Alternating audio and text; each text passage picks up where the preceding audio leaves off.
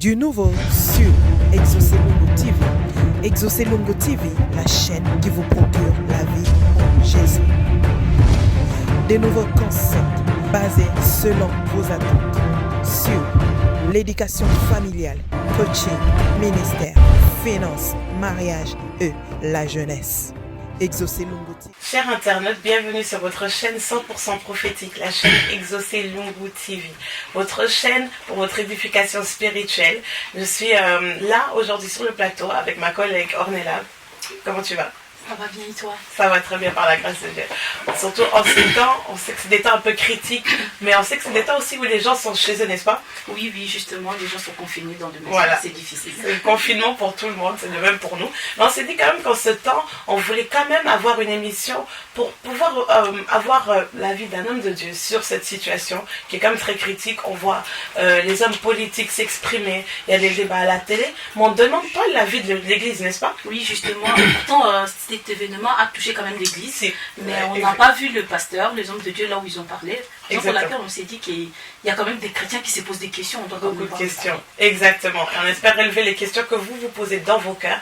Et pour y répondre, nous avons notre invité, le prophète Exaucé. Bonsoir. Bonsoir Jemima. Comment allez-vous? Ça va, grâce sur grâce. Bonsoir Ornella. Bonsoir prophète. Que Dieu te bénisse. Amen. Nous sommes heureux de vous avoir à nouveau parmi nous. Que Dieu soit béni. Amen. Le plaisir est partagé. Hein. On est là pour la gloire de Dieu. Amen. Prophète, nous sommes venus aujourd'hui. C'est vrai que c'est le confinement, tout le monde est à la maison. Mais nous, on avait vraiment des questions à vous poser parce qu'on avait vu au mois de décembre, vous avez prophétisé sur Sévéris, vous avez prophétisé sur ça. Maintenant, moi je voulais savoir, vous êtes quand même un prophète, Dieu vous donne des messages et vous avez prophétisé sur Sévéris dans votre église. C'est qu'on ne comprend pas. On voit qu'il y a quand même une efficacité de l'église en fait. Parce que vous avez reçu le message. Est-ce que ces messages ont été transmis? Et qu'est-ce que vous avez fait pour pouvoir transmettre ces messages, pour pouvoir éviter ces feux? Très bien, c'est une très très belle question. Moi je dirais, déjà j'avais reçu le message lors de la veillée. On était quasiment à la fin. Et je dirais même que les caméras étaient coupées. Et lorsque j'étais en train de donner le message, les caméras étaient coupées. Ça fait qu'il y a eu des gens, quand ils ont vu que j'ai commencé à prophétiser sur les nations, les prophéties qui touchent un peu les nations, il y a eu des gens qui ont pris les portables parce que les caméras, bizarrement, c'était coupé. C'était à la fin, c'était même après 2h du matin.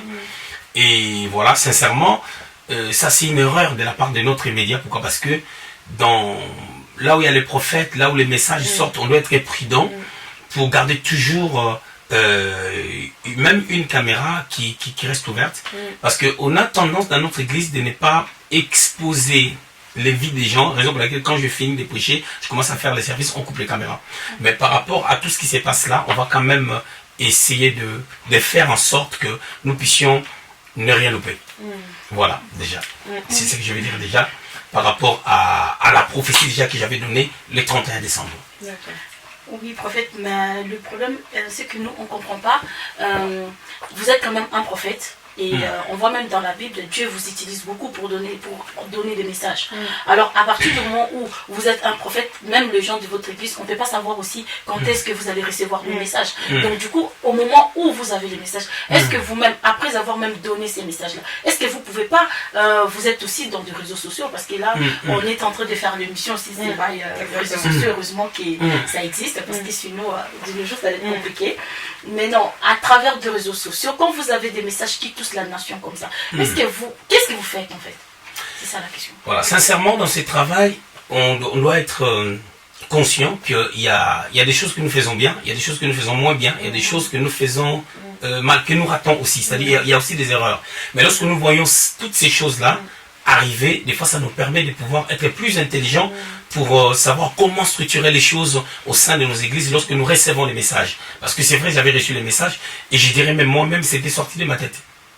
C'est sorti de ma tête. Donc, quelque part, prophète, c'est votre responsabilité aussi. C'est quand même ma responsabilité, pour ne pas dire la responsabilité de l'équipe des médias. Pourquoi? Parce que quand Dieu était venu, quand la femme a parlé au serpent, le diable, et qu'il a mangé les fruits, il a donné à son mari, quand Dieu est venu, Dieu n'a pas cherché la femme, il a cherché l'homme. C'est quand même ma responsabilité, en quelque sorte. Je prends ça sur moi, et ça va nous permettre de pouvoir mieux faire les choses prochainement. C'est très important.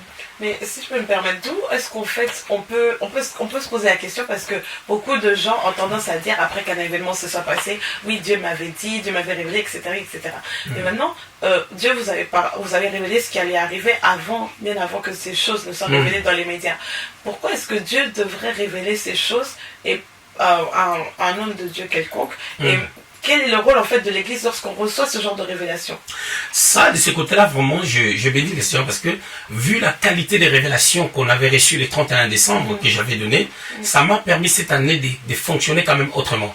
Les membres de l'Église savent qu'on a eu quand même des journées de jeûne et de prières dès le début de l'année, des temps forts dans la présence de Dieu, juste parce que je savais que l'atmosphère est saturée et qu'il y a pas mal de belles choses que le Seigneur nous avait promises, mais il y a aussi des choses négatives que le Seigneur avait annoncées dans des prophéties qu'on avait reçues. Donc, on avait quand même un programme où on a passé des temps dans la prière, où les gens étaient vraiment à l'église toute la journée, pas une seule fois, où on a prié, on a partagé la parole de Dieu, on a prié. C'est ce qu'on a commencé à faire. Et je crois que ça nous a permis aussi de garder l'équilibre malgré les confinements. D'accord.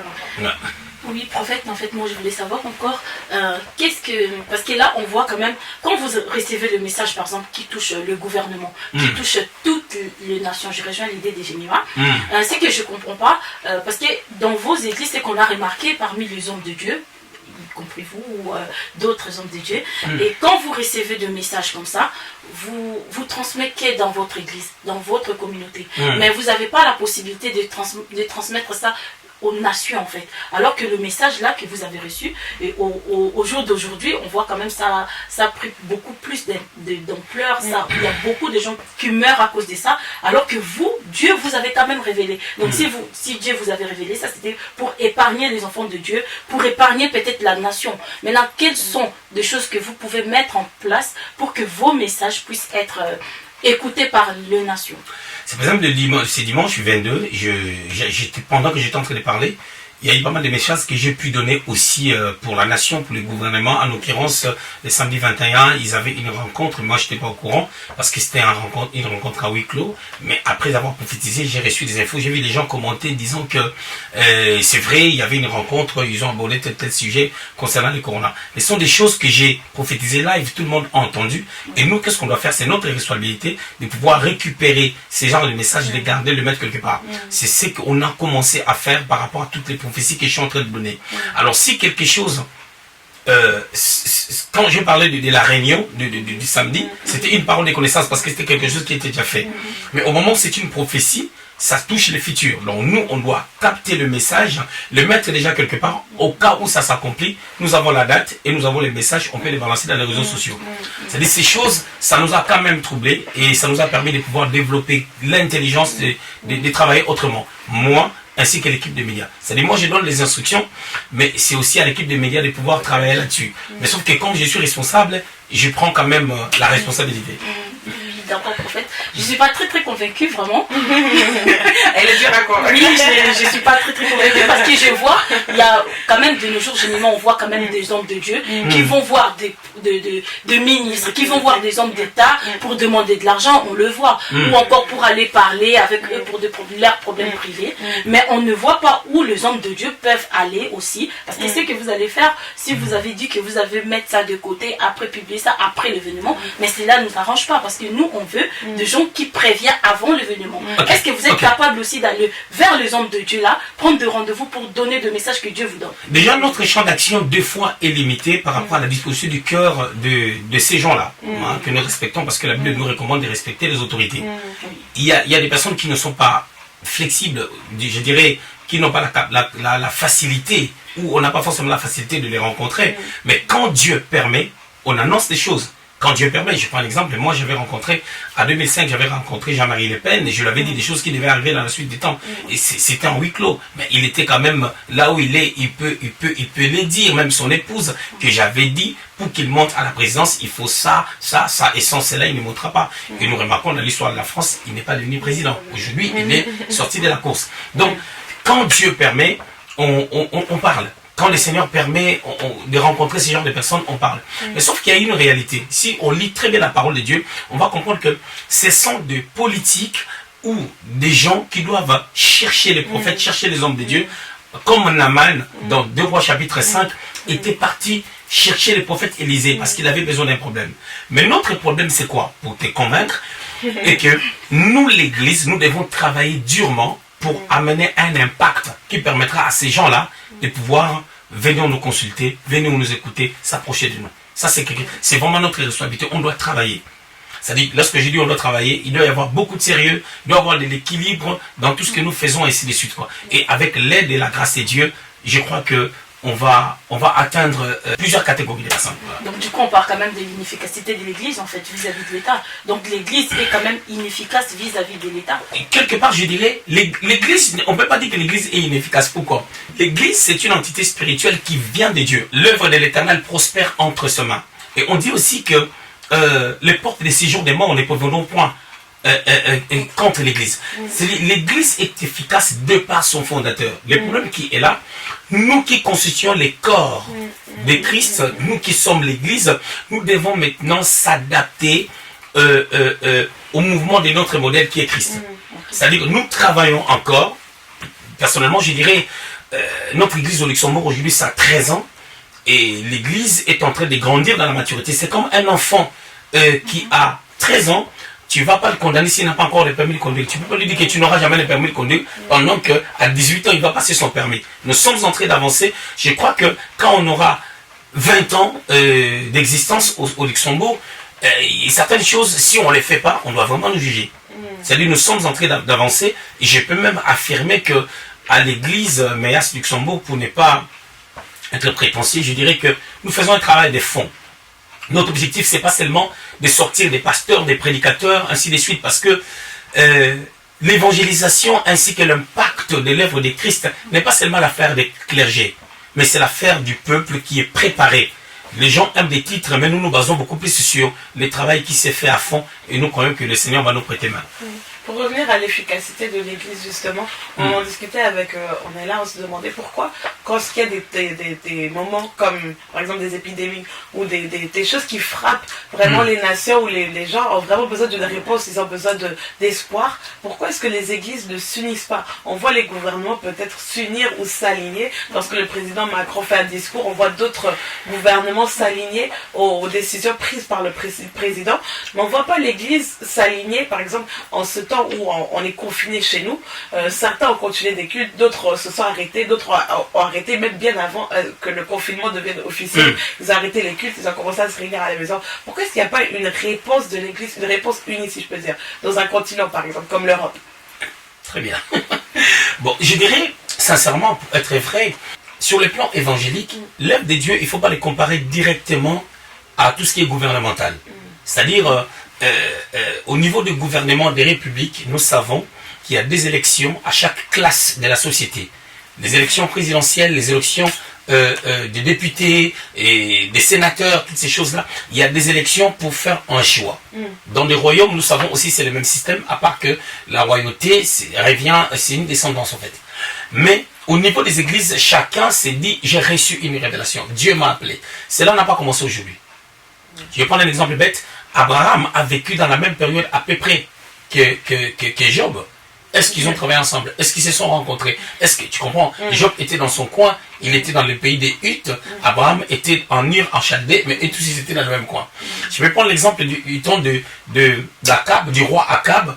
Il y avait Élie qui était prophète, mais vous allez remarquer qu'à un moment donné, il y avait Michée aussi qui était prophète, parce que Michée a donné une prophétie concernant la mort d'Akab. Et vous allez remarquer qu'il y avait les fils des prophètes qui avaient aussi leur père. Il y avait plusieurs prophètes. Ils ne travaillaient pas forcément ensemble.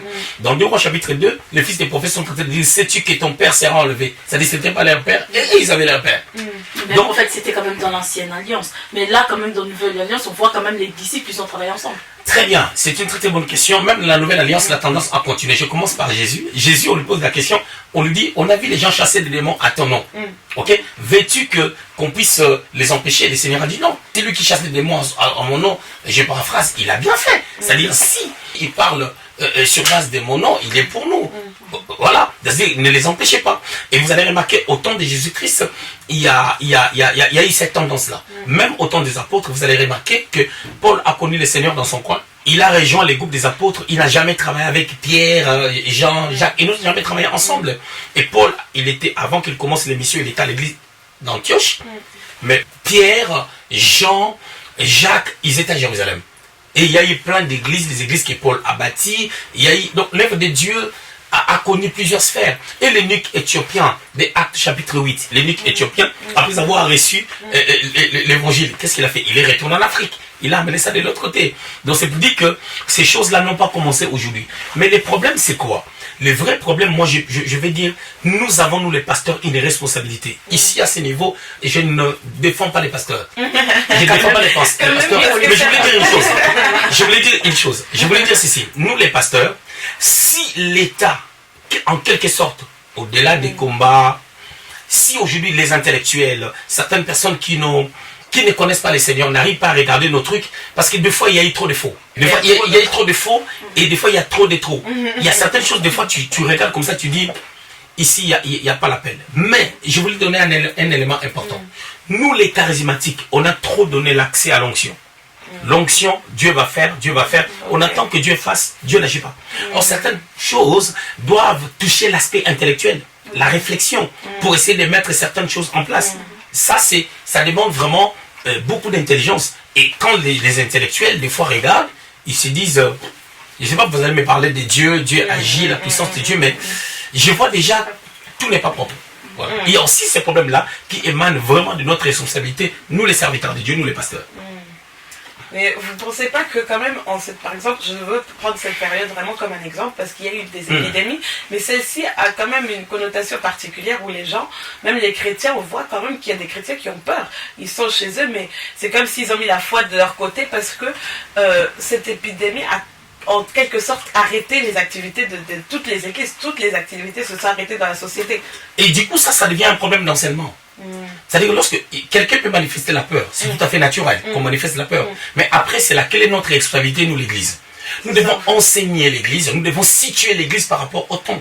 Mais aujourd'hui, tout le monde se permet de tout, bien aimé. Je vois des gens se réveiller du jour au lendemain, tu connais un frère, c'est un frère en Christ, l'autre là c'est une sœur, tu connais même pas son père spirituel, du jour au lendemain, la personne devient prophète, prophétesse, bishop, ainsi de suite, tu vois. Les gens courent derrière les titres. Or, on doit travailler.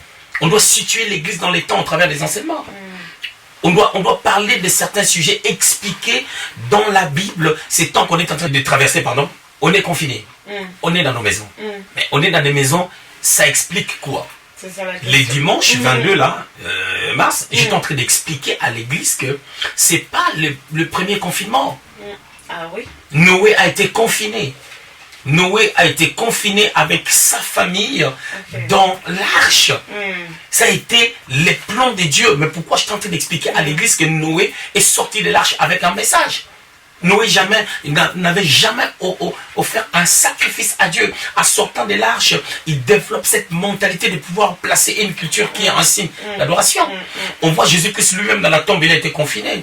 On voit dans Actes chapitre 1er, pendant 10 jours, les apôtres, pour qu'ils connaissent l'ascension de l'œuvre de Dieu. Au début de l'église, ils ont été confinés pendant 10 jours. Et ils ont compris. Paul et Silas, ils ont été confinés en prison dans Actes chapitre 16, à partir du 25e verset, pour quelque chose de glorieux. C'est ça, nous devons situer l'église. Mais prophète, le problème est que dans ces temps-là, et quand on vous regarde, vous les serviteurs de Dieu, quand on regarde sur internet tout le prédicateur, toutes les prédications de ces derniers temps, on nous fait peur aussi, parce que tous les serviteurs de Dieu ils prêchent sur la tribulation, on est au temps de la fin, voilà, le monde va s'arrêter, il y a beaucoup de choses, on n'a pas vraiment un message que, je peux dire, il n'y a pas vraiment un vrai message, parce que tout ce qu'on entend, on regarde la télé, TF1, on nous fait peur, il faut rester chez vous, c'est dangereux, on est en guerre, et on vient chez vous, le pasteur, quand on vous regarde, et vous êtes aussi en train de nous dire la même chose en fait. Alors comment on peut développer la foi, comment on peut avoir une attitude de prière? Aussi longtemps on est sous pression en fait. Ce sont des très belles questions. On n'est pas encore au temps de tribulation. Lorsqu'on parle de la tribulation, l'église sera enlevée. On ne peut pas parler de la grande tribulation lorsque l'église est encore sur la terre. Mais ce que nous savons, la Bible déclare dans 2 Thessaloniciens 2 que le mystère d'iniquité agit déjà. Ça n'a pas commencé à agir aujourd'hui. Quand Paul en parle, il y a bientôt 2000 ans depuis que Paul a parlé de ces choses. Mais comprenons que l'Église se situe à un temps donné. Jésus avait dit, lorsque vous verrez des guerres, lorsque vous verrez des tremblements de terre, lorsque vous verrez une nation s'élever contre une autre nation, dans Matthieu 24, à partir du verset 8, il dit, on vous livrera au tourment. Ce sont des choses que nous voyons. C'est-à-dire, le coronavirus est venu par ricochet d'un mouvement quelconque. On dit, derrière ça, il y a l'ennemi, parce qu'en Dieu, il n'y a pas de mal. Mais Dieu a permis. Mais situons l'Église dans les temps. Nous n'avons pas peur du retour des Seigneurs, bien entendu. Mais le Seigneur n'est pas encore revenu. Pourquoi? Parce que Dieu va chercher une Église glorieuse, sans tache et sans ride. Mais quel est le message du moment alors? Le message du moment, c'est de pouvoir, premièrement, préparer la foi des gens à pouvoir s'attacher au Seigneur et deuxièmement à comprendre que notre attitude va déterminer la suite. C'est-à-dire notre attitude va déterminer la suite d'efficacité de l'Église pour rendre l'Église plus efficace. Là où Dieu nous amène à pouvoir savoir que ce temps est arrivé parce que Dieu l'a annoncé. 1 Timothée chapitre 4 verset 1. La Bible dit, sachez-le que il y aura des temps difficiles. C'est-à-dire, dans les derniers jours, il y aura des temps difficiles. C'est ce que nous sommes en train de voir. Mais comment est-ce que nous pouvons situer l'Église? Mais ils doivent garder la foi en Dieu. Ils doivent garder la foi. Il faut des enseignements sur la foi. Il faut des enseignements qui montrent aux gens à réaliser que ce vent-là a été permis par Dieu. Alors restons dans l'adoration, gardons l'attitude d'adoration tout en persévérant dans la marche avec Dieu. Nous devons savoir que lorsque maintenant ces temps-là de confinement va passer, on va dire quoi? J'avais vu à l'an 2000, beaucoup de personnes croyaient que ça sera la fin du monde. Il y a des théories qui sortent de nulle part, qui ne sont même pas vérifiables. Voilà, si on positionne l'Église par rapport à la parole de Dieu, déjà la répétition est la mère de la science. Mais ce que les gens entendent de gauche à droite, tout le monde a l'opportunité de pouvoir prendre son portable et se filmer et dire des bobards, dire tout et n'importe quoi. Et ça fait que les gens ne se situent pas. Les gens sont déséquilibrés. Les gens vivent dans la peur. Donc du coup, raison pour laquelle on revient toujours qu'on voit quand même les hommes de Dieu, ils embrouillent aussi les gens en fait. Parce que là, oui, quelque part, on peut dire ça parce que quand on regarde sur Internet, parce que là on est confiné dans des maisons, vous êtes d'accord avec moi que là, on ne peut pas aller dans des églises, donc on peut que se confier sur les réseaux sociaux. Si qu'on regarde dans des réseaux sociaux, ça ne nous édifie pas en fait. Ça nous fait peur, ça nous rétrograde en fait. Parce que tous les gens qui regardent, tous les chrétiens qui regardent, ils ont encore plus peur par rapport aux prédications. Je vais dire une chose. Si j'amène les gens dans la prière, comme les cas de tous les serviteurs de Dieu, au nom de Jésus-Christ, on va chasser Corona, ainsi de suite et tout. Je ne suis pas contre. Et le problème, c'est quoi? Après avoir chassé Corona et que la vie revienne dans la normalité, qu'est-ce qui va se passer? Quel est le message qu'on a reçu? Qu'est-ce que tout un chacun a compris? C'est ce que nous devons enseigner à l'Église. C'est-à-dire, tu sais, sur les coups, il y a un vent, il y a les confinements, il y a le corona, les gens sont en train de mourir, tout le monde est dans l'agitation. Il n'y a que la parole qui peut calmer les gens. Il n'y a que la vérité. En fait, lorsque les gens écoutent la parole de Dieu et qu'ils peuvent vérifier ce que tu dis dans les calendriers bibliques, nous devons comprendre une chose. Israël, la marche d'Israël avec Dieu, c'est l'horloge de l'Église. Et nous qui sommes de ces temps de la fin, notre horloge, c'est l'Église primitive. Nous, on est de l'Église finitive. Nous devons regarder l'Église primitive. Qu'est-ce qui s'est passé à l'Église primitive? Quelles sont les révélations que le Seigneur a laissées? Et comment les apôtres ont procédé? Donc il y a toutes ces choses-là. Il y a le regard sur les Écritures qui nous permet de pouvoir vraiment situer l'Église. Et lorsque les gens entendront des belles prédications, en fait des prédications qui les amènent premièrement à être conscientisés, deuxièmement, à augmenter leur foi, à avancer avec le Seigneur, tu vas voir que ça sera facile même pour quelqu'un qui ne connaît pas Dieu de dire que le temps est proche, le Seigneur revient bientôt et coronavirus est un signe pour que je puisse m'attacher au Seigneur. Ça peut être une arme d'évangélisation. Aujourd'hui, on a encore un autre souci par rapport au manque que Ornella disait tout à l'heure, par rapport au manque de messages en fait adressés à l'Église ou adressés au peuple de Dieu. On voit plus des messages adressés dans le sens où, en fait, le centre du message c'est devenu coronavirus. N'ayez pas peur de coronavirus. Soit c'est ça, soit on va chasser l'esprit de coronavirus. Mais vous disiez tout à l'heure qu'on doit préparer les gens à l'après, en fait, corona, parce que tout le monde est centré sur ce qui se passe maintenant. Mais on ne sait pas ce qui va se passer après, en fait. En fait, le problème de l'Église, nous avons des fois des dirigeants qui n'ont pas été préparés. Alors, aujourd'hui, si un pasteur fait des bêtises, entre guillemets, qui va le faire asseoir? Personne. Mais c'est ça justement, en Les fait, on réseaux revient toujours à dire c'est quand même l'inefficacité de l'Église, ça rentre toujours dans l'inefficacité. Maintenant, la Bible, il n'y a pas d'ordre en fait. la dans Bible ne peut, en fait, ne me permet pas de dire que l'Église est inefficace, Ok. mais je dirais quand même que Les membres. l'Église ne s'adapte pas aux termes établis par son fondateur. Et l'Église doit grandir, c'est-à-dire notre démarche est de pouvoir faire grandir l'Église pour l'amener à une certaine position, à une certaine dimension. C'est-à-dire l'Église doit avoir les regards sur là où je vais. Lot sort avec son épouse. Ils doivent quitter Sodome et Gomorrhe qui doit être brûlé. Alors, en quittant, sa femme regarde derrière. Sa femme regarde derrière, Lot avait les regards fixés sur l'endroit où il partait. C'est-à-dire, l'Église doit comprendre que nous avons une vision. Notre vision, c'est l'éternité future. Jésus revient, c'est une vérité. Mais pendant qu'il n'est pas revenu, et que tous les signes des choses qu'il avait annoncées sont en train de s'accomplir, comment l'Église doit se situer, comment l'Église doit se positionner. C'est ça notre problème. Et ça ne peut se faire que par des enseignements. Pas par le miracle, pas par la prophétie, mais par les enseignements. Je ne suis pas contre la prophétie, je suis là-dedans. Je ne suis pas contre le miracle, je suis là-dedans à fond.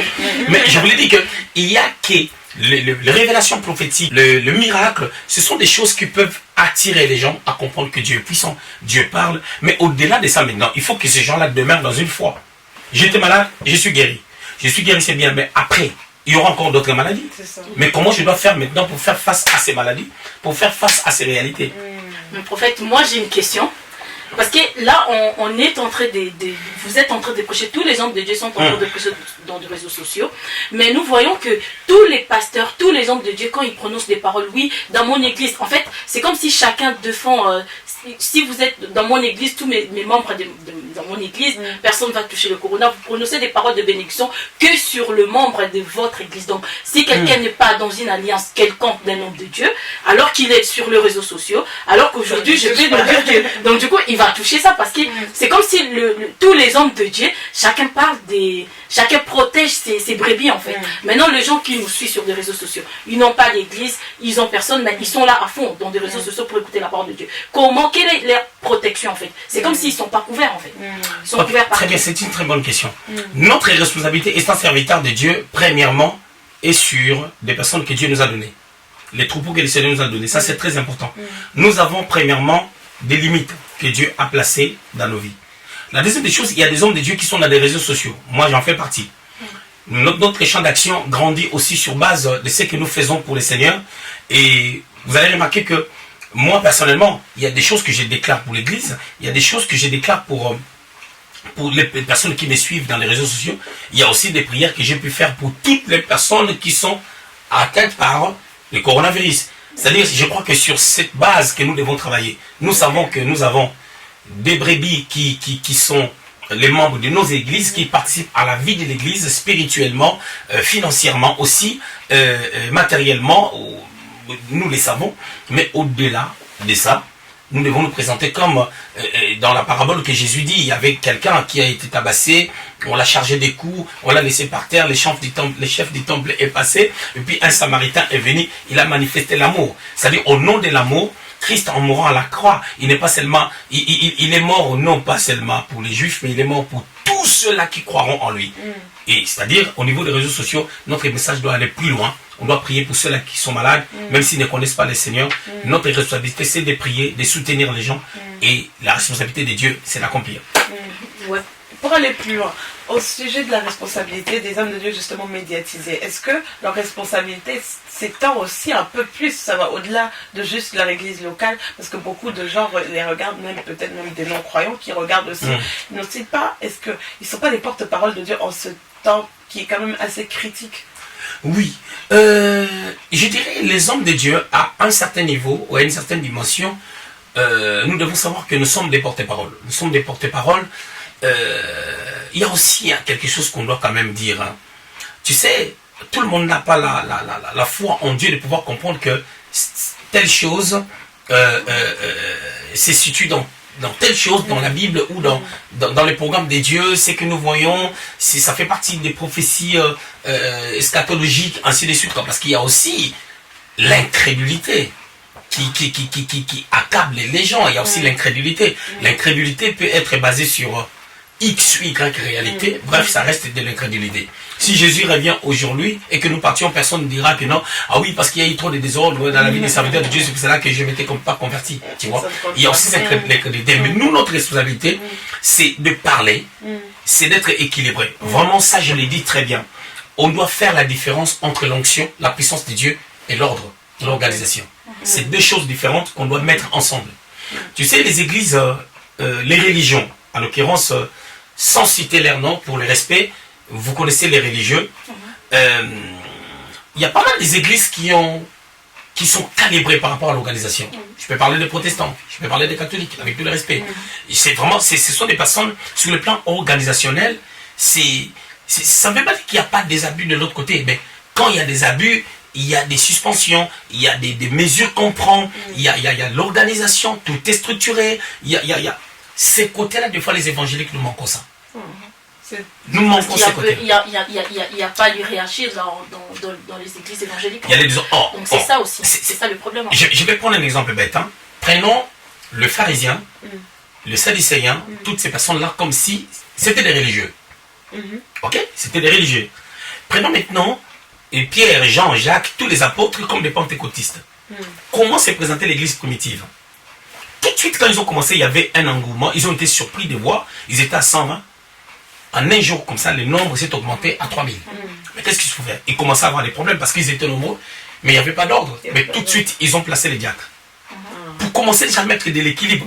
Et tu verras déjà que le Seigneur a laissé, par des enseignements, ils étaient structurés. Ils ne pouvaient pas arriver là si le Seigneur ne les avait pas préparés. Donc chaque pasteur, dirigeant d'une communauté, doit comprendre que la vie ne se limite pas par l'onction du Saint-Esprit. Au-delà de l'onction. Recevez l'onction de la prospérité. Recevez l'onction de ceci. Mais Dieu va bénir ces gens-là dans quel domaine? C'est ça le problème. C'est-à-dire qu'on doit vraiment mettre de l'équilibre entre l'onction et tout ce qui est intellectuel, tout ce qui est d'ordre organisationnel. Mais, prophète, moi je reviens encore sur notre sujet de base. On est en train de parler du coronavirus. Le corona, on voit aujourd'hui, ça a vraiment touché une ville. Je peux parler de Mulhouse parce qu'on le voit à la télé. C'est vraiment une ville qui a été touchée. Mais quand on regarde dans cette histoire, on regarde que cette ville a été vraiment touchée. La majorité des gens, c'était des gens qui étaient à l'église, qui étaient en train même de prier, mais le virus a attaqué cette église-là. Et aujourd'hui, on voit, il y a beaucoup de cas, on est en train de regarder la télé. Quand on regarde Mulhouse, c'est vraiment la ville qui a été beaucoup touchée par le coronavirus. Et on n'a pas vu là où, parce que là, on voit les hommes de Dieu passer, parler, publier des choses, prêcher, parler du coronavirus, mais on n'a pas vu là où un pasteur qui a parlé même de cette église-là, aussi longtemps c'était une église, et c'est que moi, je n'ai pas compris comment les gens peuvent être en train de prier et que Dieu permet que le virus puisse rentrer là, et aujourd'hui, il y a beaucoup de morts à cause de ces gens-là. Qu'est-ce qui a fait? C'était quoi le message que Dieu voulait transmettre en fait? Dans Actes des Apôtres, l'apôtre Paul était en train de prêcher. Il y avait quelqu'un qui était assis au travers de la fenêtre. Il est tombé du troisième niveau jusqu'en bas. Il était mort. Mais quel était le message que Dieu voulait enseigner? La première des choses, Dieu voulait inciter les gens à la prudence. Il était assis au niveau de la fenêtre ouverte, et il dormait. Il y a un problème d'ordre dans sa vie. La première des choses. Deuxièmement, il dormait. Et tout ça, ça revient à l'ordre, ça revient à l'équilibre dans sa vie. Donc, c'est peut-être un gars qui ne voulait pas, qui tournait en rond au lieu d'aller dormir, sachant qu'on a culte demain. Alors, en outre, Dieu voulait démontrer sa puissance. Quelqu'un qui était malade, il s'est brisé les vertèbres, mais la puissance de Dieu l'a guéri. Et notre enseignement, c'est la démonstration de la puissance de Dieu et que Dieu est capable de guérir toutes sortes de problèmes. Mais là, on voit quand même que les gens sont morts. Alors, il n'y a pas vraiment de guérison par rapport au nombre de gens qui sont morts. Maintenant, on va avancer doucement. Tu dois comprendre une chose. Les problèmes, c'est pas les gens meurent. Oui, la mort est dans le monde. La mort, le diable venait avec la mort dans les jardins, ainsi de suite. Les gens ont connu la mort spirituelle, c'est pour cela qu'ils commençaient à mourir physiquement. Mais moi, je voulais vous poser une question pour dire, comment Caïn a tué Abel? C'est-à-dire, par là, pourquoi tu peux permettre quelqu'un qui était bien injuste, qui a offert un sacrifice agréable, mais il meurt quand même. Il meurt. Il y a des gens qui sont les martyrs. Il y a des gens qui vivent certaines réalités qu'on ne peut pas expliquer. Je ne peux pas me présenter là comme un juge pour dire que non, telle chose, ça veut dire ça, ça veut dire ça. Mais ce que je sais, la Bible dit, tout concourt au bien de ceux qui aiment Dieu. Donc, quelque chose peut arriver, derrière ça, il y a un enseignement, même si c'est mal. Aujourd'hui, on a un grand serviteur de Dieu dans la francophonie, je dirais même un père de pères, Papa Mamadou Karambiri. Il a été atteint du coronavirus avec sa femme, guéri. Ils sont partis à l'hôpital, ils ont prié pour les malades, ils ont eux-mêmes, ils ne calculaient plus leur maladie, ils commençaient tellement à adorer, à prier pour les malades, ils sont sortis là guéris. Il a fait une vidéo, il est sorti guéri. Donc c'est pour dire que, mais pourquoi Papa Mamadou devait vivre ces choses? Juste parce que Dieu voulait nous enseigner que le fait d'être chrétien n'exclut pas ce qu'on peut vivre. C'est-à-dire, on peut vivre certaines choses, mais derrière ça, Dieu veut que nous puissions manifester notre foi pour sortir de cette situation. Élisée, le grand prophète, il était mort. Un jour, il était mort, mais son onction a continué à opérer. Il était mort, je ne sais pas pourquoi, comment, mais son temps était arrivé. Donc, c'est l'église de Mulhouse, a vécu ces choses. Moi, je dirais, nous devons apprendre à soutenir et à prier les uns pour les autres. Même des personnes qu'on n'est pas forcément en contact avec eux, mais nous pouvons le faire. Je crois que le Seigneur nous bénira. Mais justement, le prophète, on n'a pas vu là où même le pasteur même lancer des messages, parce qu'on voit quand même, il y a d'autres pasteurs, quand il y a des événements, ils lancent quand même faire de petites vidéos pour fortifier cette église-là, parce que c'est quand même l'église de Dieu, mais on n'a pas vu ça, on n'a pas vu de pasteurs Ce sont des choses qui ont fait ça, mais plutôt... Si on n'a pas fait ça aujourd'hui, ça c'est une très belle question quand même, j'aime ça, je bénis le Seigneur pour ça. Moi je dirais, il y a des choses, si on ne les fait pas aujourd'hui, nous devons apprendre à les faire. C'est-à-dire, moi personnellement, il arrive des fois, dans pas mal de choses, tu verras, j'envoie un message, je connais des hommes de Dieu qui ont eu des problèmes, je me suis dit, il y a eu des gens, je les ai envoyé le message pour dire que c'est comme des pasteurs du Canada, lorsqu'il a eu des soucis, je ne les connais pas, on ne se connaît pas, je lui avais envoyé un message, je l'ai mis dans la prière, je l'ai fait pour tant d'autres personnes et aussi les gens de Mulhouse. Moi j'ai prié, mais sauf que je n'ai pas envoyé forcément un message, ça m'est sorti de la tête, mais la prière je l'ai fait. Nous les pasteurs, on doit aussi encourager les gens dans ce sens-là, je crois que ça sera une bonne chose. Aujourd'hui il y a aussi une réalité qui se présente, on ne veut pas s'associer aux personnes qui ont des problèmes. Parce que tout le monde a tendance à croire que quand un problème arrive à un frère, arrive à un pasteur, c'est qu'il a forcément péché. La Bible dit, je crois dans Jean chapitre 9, il y avait un aveugle et Jésus a dit, on lui a posé la question, mais pourquoi il est aveugle? Est-ce que ses parents péchaient ou c'est lui? Jésus a dit non, il n'a rien fait. C'est pour que les œuvres de l'Éternel soient manifestes. Aujourd'hui, je dirais, Abel est mort pour que les œuvres de Dieu soient manifestes. À Mulhouse, il a été attaqué pour que les œuvres de Dieu soient manifestes. Les pasteurs avaient des coronas. J'ai entendu, mais il a été guéri aussi. Cette note, on va malheureusement devoir terminer l'émission, mais on a terminé comme sur une belle note. Nous devons nous encourager mutuellement, prier les uns pour les autres. Exactement. Le corona n'est pas la fin du monde, c'est un des signes des temps de la fin. Soyez dans la prière, demeurez dans la foi. On se revoit dans un prochain épisode. À très bientôt. Exaucez Longo TV. Exaucez Longo TV, la chaîne qui vous procure la vie.